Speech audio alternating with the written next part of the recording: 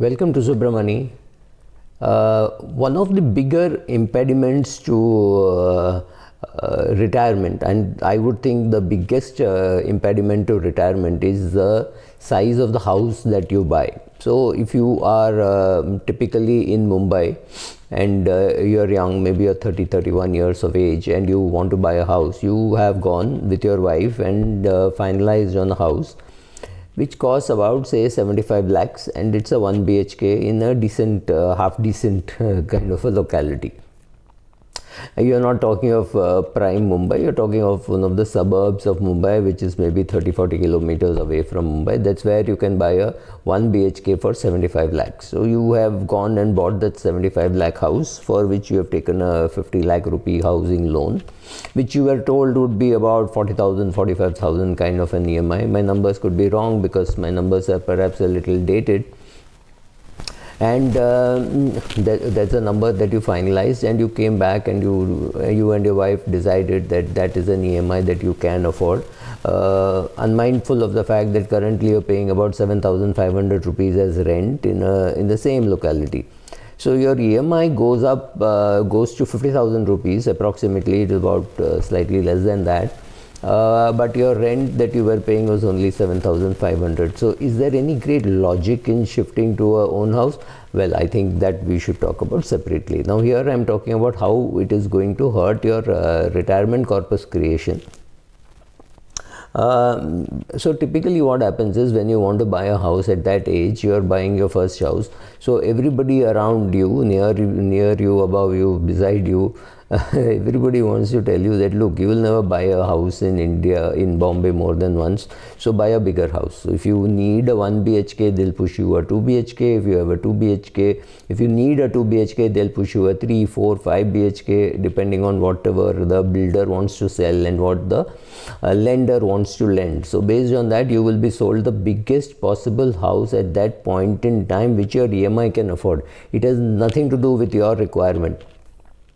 Suppose your parents are staying in Mumbai, and so are your parents, and your wife's parents are staying in Mumbai.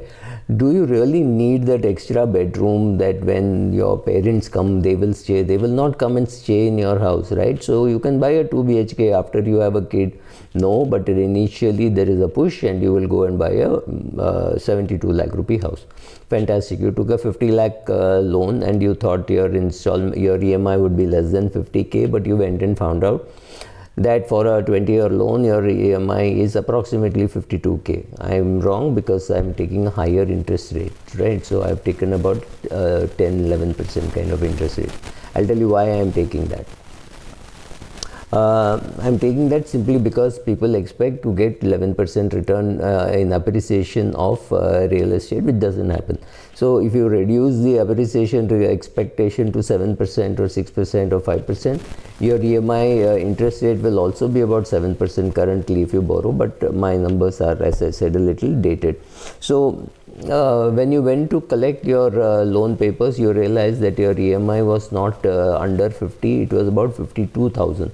So 52,000, you were wondering from where you will be able to make that payment, and you were discussing it with your wife, and you discussed it a little loud enough for the girl across the counter, that sweet little thing in HDFC Limited, to tell you, sir, it is possible that you can shift to a 30-year loan instead of a 20-year loan, and that will reduce your EMI by about 5,000-6,000 rupees, maybe 7,000 rupees. And you said, wow, that's great, so let's do it.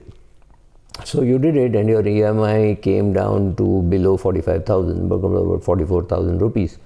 And you were thrilled. You said, wow, 8,000 rupees saved, fantastic. So now what happened was, your wife is now wondering, can't we do a 40-year loan? And you were told that no, you are not eligible for a 40-year loan. We don't have one.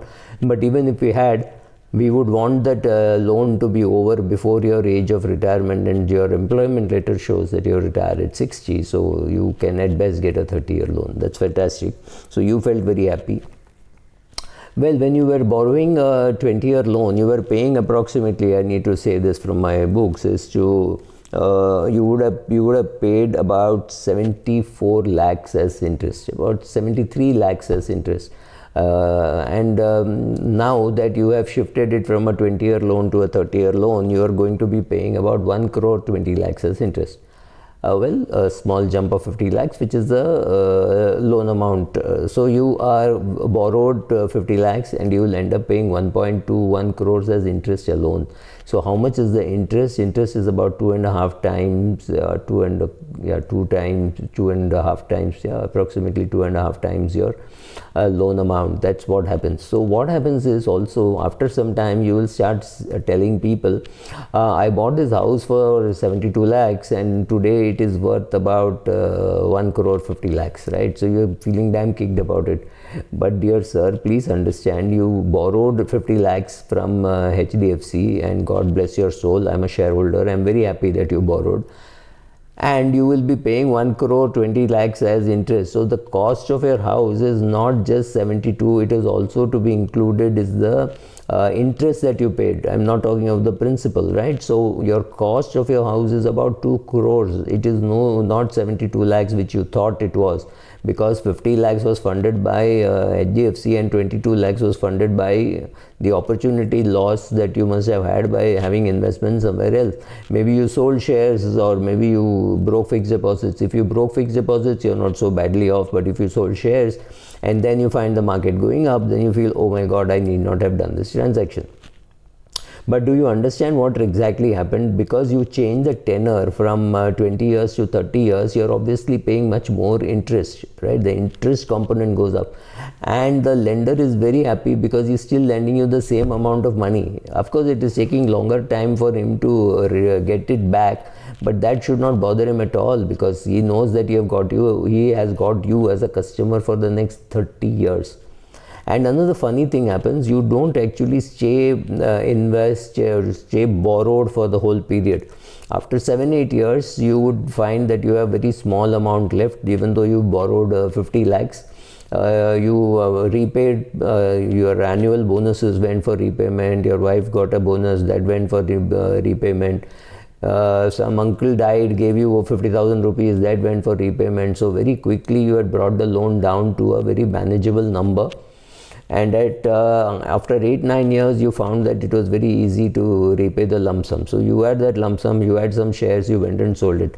Though I think it's not a great decision, but people do take such decisions, saying, oh, I don't like a loan, so they repay the loan. They don't realize that if you've sold shares which are growing at 20%, to repay a loan which was at 7%, 8%, even at 10%, doesn't make any sense at all, especially if you're well off enough to be able to afford that loan. But that we should talk separately. So what has happened, you borrowed a lot of money and you have created an asset, so-called asset, which is not appreciating by the rate at which you are borrowing. So if you have borrowed money at 11% to buy an asset which is appreciating by 5%, it is a bad decision. Similarly, if you have borrowed money at 7% to buy an asset which is appreciating at 2%, again it's a bad decision, but it's an emotional decision. I want my house, mala माझी घर पाहिजे, or whatever reasons you bought. You have that house, you have that EMI, and that is going to hurt your retirement. How is it going to hurt your retirement? For a very long period of time, maybe for 8-10 years, you will concentrate all your effort on repaying the loan. You will not concentrate on investing. Now, during this 8-year period, it is perfectly possible that there are some equity portfolios which are given 21% return and you had borrowed money at 11%. Does it make any sense to repay the loan at 11%, repay the 11% loan, or does it make sense to keep the money in equity mutual funds? Well, you should have kept it in equity mutual funds for a longer period. Should you remove money from equity and repay home loans? Maybe not, but in a booming market, and if you have a very big home loan, yes, it makes sense. But if it's a comfortable home loan where you're paying the EMI very comfortably, it's not a very sensible thing to do. But yes, people do it regularly all the time. Without even considering why they borrowed, why they could not have stayed on rent. None of these considerations come up. I have a very simple thing to say, that to sit down and think, why are you taking a loan? Why are you borrowing to buy a house? Why are you borrowing cash, which is perhaps an appreciating asset, to buy a brick, steel and cement, which are depreciating assets, ask these questions. Fairly obvious, ask these questions, because when you're taking a term loan, you're not just taking a term loan, you're also taking risk. What happens to you? What happens if you go into a coma and you're unable to repay the loan, right? So what happens if you die? Okay, for death we have a simple thing called term insurance. So you take a term insurance. The minute you took a loan of 50 lakhs to buy a house for 30 years, you have to step in and take a loan, take a term insurance of at least 50 lakhs over and above what you already have. So you and your family thought you needed an insurance of about 1.5 crores. You took a 1.5 crore term insurance. Now that you have a 50 lakh home loan, go and take a term loan exactly for the same tenor, and for heaven's sake payable on a quarterly or a 6 monthly basis, because at some stage after 8 years, if you repay the loan, you may not need the insurance. But typically what happens is, by the 8th or 9th year, people are very confident that they can repay, so they repay the loan. And believe it or not, within 6 months there is a family itch for saying, oh God, this 1 BHK is not enough, we need a 2 BHK. And if you have a 2 BHK, suddenly that 2 BHK is not enough, you need a 3 BHK. So there is again a hunt for a house, and you suddenly find that, yeah, one more house is available. The current house will sell for about 2.5 crores or 2 crores. Then you need to add another room to it, or maybe 2 crores is an exaggeration. Maybe your house is worth the same house which you bought for 72 lakhs, or so-called thought you bought for 72 lakhs. You have repaid a big part of the loan, 7-8 years. It is worth about 1.5 crores. So now you want to sell that 1.5 crore house and buy a 2.25 crore house. And what will you do? 75 lakhs you will borrow, and you're very confident, because if you could 8 years back, if you could borrow 50 lakhs. You can always borrow 75 lakhs now. That is very small amount compared to what your repayment capacity is. Husband and wife both are earning. You have one kid. You have planned not to have any more children. So it's all hunky dory. So you're happy to borrow 75 lakhs. Again, you go back to HDFC and say you want to borrow 75 lakhs for 30 years, but they say, sorry sir, now you're not eligible for 30 years. Now you're eligible only for 20 years. Or 25 years. So you look at it and say, okay, I'll borrow for 25 years, because your wife is younger, and you take the loan in her name, so you're just the support that she needs to borrow. So what has happened? Again you're borrowing, again you are going to buy a bigger house, and you are going to hurt your retirement corpus. That is what my talk is about, saying don't buy assets which are not appreciating, and they're borrowing at rates which are greater than the rate of appreciation. So if you are sure that your housing is going to appreciate by 12%, and then I don't mind you borrowing at 9%. But if you're going to borrow at 7% and you buy an asset which is going to appreciate by 2%, well, you're losing money. So let me let you in on a secret. The BFSI or the NBFCs are run by extremely intelligent people. They could have been astrophysicists, they could have been a nuclear physicist, they could have been a top surgeon, but they chose to be in financial services.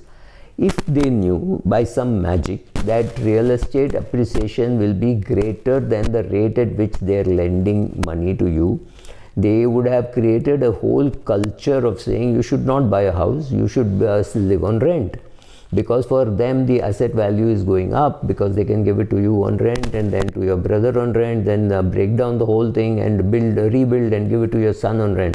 So permanently they would have kept you on rent, because the property is appreciating at a rate greater than the rate at which their cost of funds, they get funds. If they get funds at 7% and real estate is appreciating at 11%, they would have convinced you that you should live in a rented flat for all your life. Unfortunately, they are able to get money at 7%, and they find that real estate is not appreciating at all, or maybe it is appreciating at 2, 3, 4%, and definitely not at 7% over long periods of time. Therefore, this brilliant subterfuge of saying let us borrow when you're young and buy a big house, etc., etc. So the country at least is full of houses which people have bought for use, but they are not using. They are afraid to give it on rent, so it's lying locked. Who is paying for it? You are paying for it. Whom are you paying? HDFC. God bless your soul. I'm a shareholder of HDFC. So I'm very happy that you're doing this.